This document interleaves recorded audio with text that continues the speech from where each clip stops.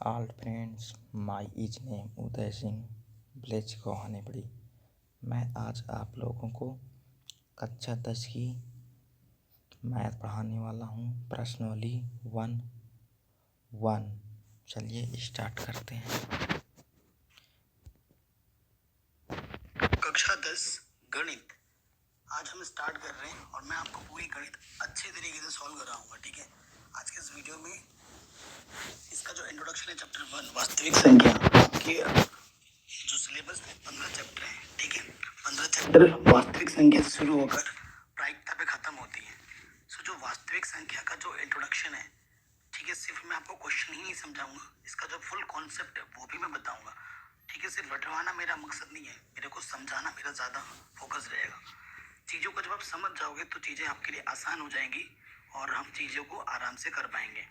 ठीक है, अभी प्रश्नावली 1.1 पे आएंगे। उससे पहले जो बेसिक जो ज़रूरत है, जो चीज़ हमें जाननी चाहिए वास्तविक संख्या के बारे में, वो हम जान लेते हैं। फटाफट से एक बार उस पर नज़र डालते हैं।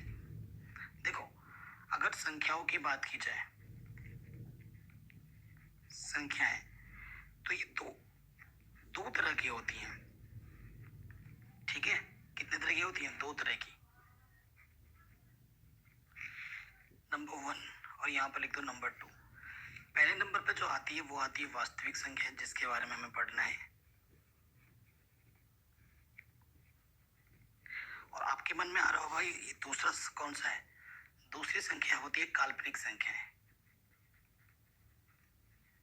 ठीक है, काल्पनिक संख्या वो संख्या है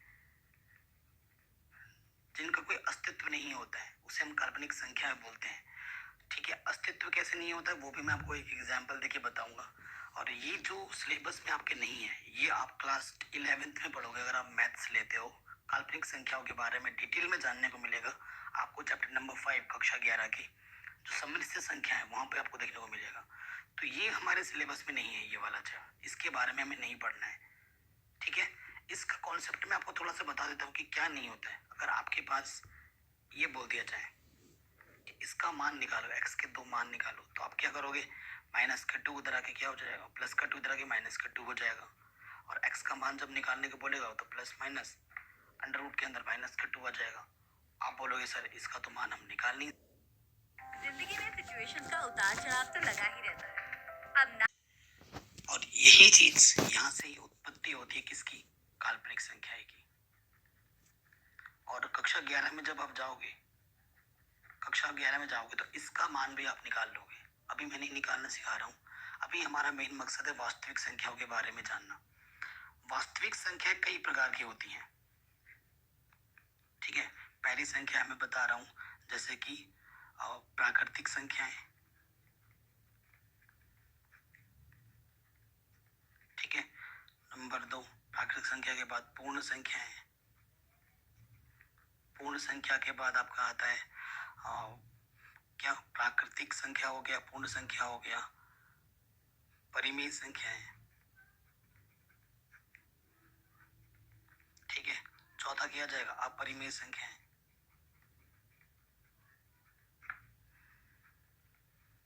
ठीक है, फिर 5वें में क्या जाएगा? पूर्णांक। तो इस तरीके के ये सभी संख्याएं ये वास्तविक संख्याओं में आता है। ठीक है, ये क्या आता है? वास्तविक संख्याओं में आता है। प्राकृतिक संख्याओं के बारे में आपको पता ही होगा। अगर मैं पहले नंबर पे बात करूं, एग्जाम्पल में दूं आपको पहले वाले पे, प्राकृतिक संख्याएं। इन देखो, सिर्फ चीजों को रटना नहीं। आप अगर आप बोलोगे कि मेरे को सिर्फ मार्क्स चाहिए, मेरे को बस नंबर से मतलब है, तो ये चीज छोड़ दो, कोई जरूरत नहीं है। लेकिन जब तक आप चीजों को सीखोगे नहीं, आगे चल के आपके छोटे भाई बहन होंगे, आप अगर कभी टीचर बने, आपसे अगर स्टूडेंट क्वेश्चन पूछे सर बताओ ये क्या होता है, वो क्या होता है, तो आप तो बता नहीं पाओगे। तब आपको खुद से होगा कि काश मैं चीजों को सीखता, काश मैं सिर्फ रटता नहीं तो मैं आज भी इनको बता पाता। तो उसीलिए मैं आपको समझा रहा हूँ। ठीक है, इन सब का नॉलेज होना बहुत ज़रूरी है हमारे लिए। हमेशा मैथ्स में चीज़ों को सीखने के लिए जाओ, रटने के लिए नहीं। और मैथ्स बहुत ही सिंपल होती है, अगर आपके कॉन्सेप्ट सही होंगे तो मैथ्स आपको बहुत ही सिंपल लगेगी। देखो, प्राकृतिक संख्या को डेफिनेशन नहीं दूंगा मैं आपको, सिंपल जितने भी काउंटिंग नंबर होते हैं, एग्जाम्पल इस प्राकृतिक संख्या को n से प्रदर्शित करते हैं, n फॉर नेचुरल नंबर। प्राकृतिक संख्याओं का अंग्रेजी में नेचुरल नंबर बोलते हैं। तो जितने भी काउंटिंग नंबर है, गिनती के नंबर है, 1 2 3 4 5 6 7 8 9 10 11 ऐसे ही चलता रहता है ना, खत्म नहीं होगा कभी। ये हमारी जिंदगी खत्म हो जाएगी पर ये नंबर नहीं खत्म होंगे। तो ऐसे नंबर्स को हम बोलते हैं प्राकृतिक संख्याएं। नंबर 2 पे क्या आ जाता है? पूर्ण संख्याएं। पूर्ण संख्या को अंग्रेजी में बोलते हैं होल नंबर्स। होल नंबर्स को डब्ल्यू से प्रदर्शित किया जाता है और इसको याद रखने का मैं एक सिंपल सा ट्रिक बताता हूँ, 0+n।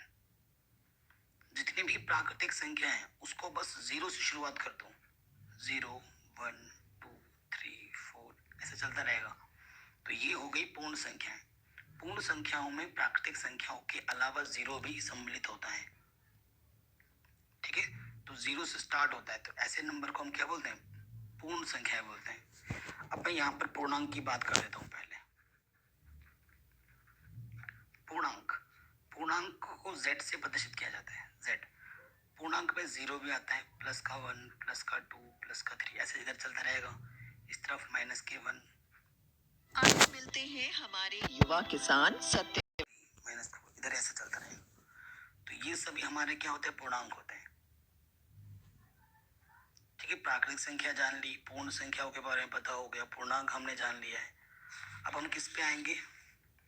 परिमेय संख्या और अपरिमेय संख्या पर। ये बहुत जरूरी है।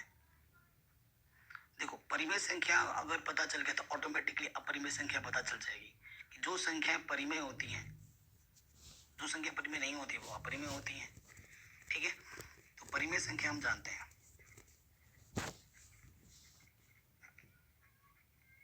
परिमेय संख्या, प्रत्येक संख्या जिसे हम p बट्टा q के रूप में लिख सकते हैं, प्रत्येक संख्या जिसे हम p बट्टा q के रूप में लिख सकते हैं जहां q का मान कभी 0 नहीं हो सकता, वह p व q पूर्णांक होते हैं। क्या होते हैं? पूर्णांक होते हैं। वह जो p और q का अगर आप HCF निकालो, है ना, एक होता है LCM, एक होता है HCF। अगर p और q का आप HCF निकालो तो क्या आना चाहिए? 1। जो संख्याएं इन चीजों को संतुष्ट करती है उसे ही हम क्या बोलेंगे? परिमेय संख्या बोलेंगे। प्रत्येक संख्या जो p बट्टे q के रूप में लिखी जाए, जहाँ q का मान 0 ना हो, p और q वहाँ पूर्णांक होने चाहिए, साथ ही साथ और p और q का जो HCF होना चाहिए वो 1 होना चाहिए, तभी हम उसे क्या बोलेंगे? परिमेय संख्या बोलेंगे, अन्यथा नहीं, ठीक है। 0 एक परिमेय संख्या है। क्वेश्चन में पूछता है क्या 0 एक परिमेय संख्या है? जी बिल्कुल है। क्या 1 बट्टा 0 परिमेय संख्या है? जी बिल्कुल नहीं, क्योंकि बट्टे में 0 आ गया है, ठीक है। बट्टे में 0 नहीं होना चाहिए, q का मान 0 नहीं होना चाहिए था, तो यहाँ तो 0 आ रहा है। अब आपसे मैं बोलूँ क्या 2 बट्टे 4 एक परिमेय संख्या है? उससे पहले 1 बट्टे 3 एक परिमेय संख्या है? जी बिल्कुल है। 1 और 3 पूर्णांक है, नीचे 0 भी नहीं है, और इन 1 और 3 का HCF 1 होता है, तो ये भी एक परिमेय संख्या है। परंतु 2 बट्टे 4 अभी एक परिमेय संख्या नहीं है, क्योंकि ये पूर्णांक है, ये पूर्णांक है, नीचे 0 नहीं है, चलो ठीक है। लेकिन 2 और 4 का अगर HCF निकालोगे तो कितना आएगा? 2। 2 भी 2 से कटता है, 4 भी 2 से कटता है, लेकिन HCF 1 नहीं आया। इस वजह से ये अभी फिलहाल 2 बटे 4 तो परिमेय संख्या नहीं है, लेकिन ये सरल हो सकता है। ये तो बहुरूपीय है, इसे हम क्या बोलेंगे? बहुरूपीय। इसका अलग रूप है। इसका अलग रूप क्या है? 2 1 कम 2, 2 दूनी 4। अभी ये जो 1 बट्टे 2 है ये परिमेय संख्या है, परंतु 2 बट्टे 4 को परिमेय संख्या नहीं बोल सकते। इसका सरल रूप जो है वो परिमेय संख्या जरूर है, ठीक है। तो परिमेय संख्या के बारे में जान लिया हमने। अपरिमेय संख्या क्या होती है? जो संख्या परिमेय नहीं होती वो संख्या क्या होती है? अपरिमेय, ये बोल सकते हैं। और अपरिमेय में मैं थोड़ा बता देता हूँ, ठीक है। अपरिमेय संख्या क्या होता है? और जितनी भी अभाज्य संख्या है, अभाज्य संख्या आप जानते हैं ना, अभाज्य संख्या जो सिर्फ स्वयं से कटे, स्वयं से विभाजित हो और 1 से विभाजित हो, अगर उसका सिर्फ अंडर कर लोगे, कोई भी अभाज्य संख्या जैसे √2, √3, √5, √7, ये सभी क्या है? अपरिमेय संख्या है। उसके अलावा अगर मैं यहाँ पे लिख दूँ 1.001 0010001, तो ये भी एक अपरिमेय संख्या क्योंकि ये चलता रहेगा। दशमलव प्रसार इसका अशांत है, ठीक है, और अनावर्ती है, इसी वजह से ये क्या है, अपरिमेय। ठीक है, तो ये अपरिमेय हुआ, ये अपरिमेय हुआ। अगर मैं ऐसे लिख देता हूँ 1.3 की 3 भी चल रहा है, मतलब बार बार 3 आएगा, इसका मतलब यही हुआ ना, ऐसा चलता रहेगा। तो ये परिमेय है या अपरिमेय है? ये है परिमेय। क्या परिमेय? ऐसा क्वेश्चन आ सकता है आपके 1 मार्क्स में। तो किसी भी दशमलव प्रसार में अगर कोई संख्या बार बार आवर्ती आ रहा है तो उसे हम p बट्टा q के रूप में लिख सकते हैं, और p बट्टा q के रूप में लिख सकते हैं, तो वो क्या हो जाएगी, परिमेय। ठीक है, ये अशांत है लेकिन आवृत्ति है, आवृत्ति होने के कारण ही ये क्या हो जाएगी, परिमेय संख्या हो जाएगी। इतना आगे समझ में परिमेय अपरिमेय के बारे में। अब थोड़ा और जानकारी मैं बताना चाहता हूँ जो आपके यहाँ पर है। एक परिमेय है आपका यूक्लिड विभाजन प्रमेय। ठीक है, यूक्लिड विभाजन प्रमेय के बारे में। ओके बच्चों, तो आज की मैं कोई भी चीज रटवाऊंगा नहीं, समझाऊंगा ओनली। तो यूक्लिड विभाजन क्या कहती है भाई, आपके पास अगर 2 नंबर हैं ए और बी, अगर आपके पास 2 नंबर हैं, यूक्लिड विभाजन ने क्या कहा, यूक्लिड ने क्या कहा, अरे भाई अगर तू 2 नंबर लेता है, मान ले कि ए नंबर बी से बड़ा है, ये जो नंबर है बी से बड़ा है, तो बड़े वाले नंबर को किस प्रकार से लिख सकते हैं, बी क्यू प्लस आर के रूप में लिख सकते हैं, जहां इस आर का जो मान होगा वो हमेशा इस बी से छोटा होगा और 0 या 0 से बड़ा होगा। ठीक है, इसने ये बोला यूक्लिड विभाजन में, अगर आपके पास 2 संख्याएं हैं ए और बी, अगर ए बड़ा है तो ए को हम लिख सकते हैं बी क्यू प्लस आर के रूप में, जहां आर का मान हमेशा बी से छोटा होगा या 0 से बड़ा होगा। ठीक है, और ये क्यू क्या है, क्यू है आपका भागफल, आर है आपका शेषफल। ठीक है, तो मैं आपको 2 उदाहरण लेके समझाता हूँ, एक उदाहरण लेके समझाता हूँ, 2 नहीं, एक से समझ में आ जाए। एक संख्या मैंने लिखी 5 और एक संख्या मैंने लिखी 2। ये है ए के स्थान पर, ये है बी के स्थान पर। ये बड़ा है, 5 बड़ा है, तो आपको क्या करना है, छोटे वाले नंबर से बड़े वाले नंबर में भाग देना है। कितनी बार जाएगा, 2 दूनी 4, घटाएंगे, शेषफल क्या बचा, 1। ठीक है, तो ये क्या है हमारा, ये हमारा क्यू है, ये हमारा आर है। आर का मान देखो 2 से छोटा आया है, हमेशा बी से छोटा होगा या 0 से बड़ा होगा। अतः यूक्लिड विभाजन प्रमेय द्वारा इसे मैं कैसे लिख सकता हूँ, यहाँ 5 है, यहाँ 2 है, ये ए है, ये बी है, फिर क्या आता है क्यू मेरे पास कितना है 2, फिर क्या आता है आर मेरे पास कितना है 1। तो मैं देखो इसको ऐसे लिख दिया।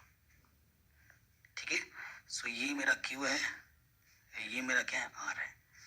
अगर मैं बाएं पक्ष को सरल करूँ, 2 दूनी 4 प्लस 1, तो ये 5 के बराबर आया, इधर भी 5 है, इधर भी 5 है, तो लेफ्ट हैंड साइड किसके बराबर आया, राइट हैंड साइड के। ठीक है, तो इसे हम बोलते हैं यूक्लिड विभाजन प्रमेय। तो ये भी हो गया, देखिए यही सब चीज़ आपके यहाँ पर लिखा होगा, ये प्रमेय 1.1 यूक्लिड विभाजन प्रमेय। ठीक है, इसे आप अपने कॉपी में अच्छी तरीके से लिख लेना, और जो उदाहरण मैंने दिया वो लिख लेना। अब आएंगे हम प्रश्नावली 1 में, वास्तविक संख्या है। ठीक है,